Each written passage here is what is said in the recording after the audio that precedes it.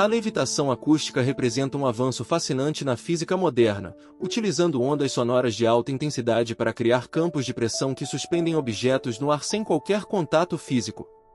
Ao ajustar a frequência e a fase dessas ondas, pesquisadores conseguem não apenas manter partículas estáveis em posições específicas, mas também movê-las com precisão milimétrica através de um espaço tridimensional.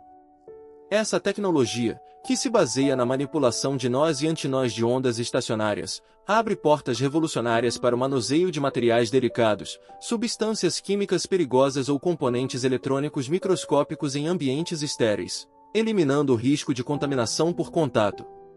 À medida que refinamos o controle sobre essas forças acústicas, a capacidade de montar estruturas complexas ou realizar experimentos científicos em condições de microgravidade simulada torna-se cada vez mais viável, transformando nossa compreensão sobre o controle da matéria à distância.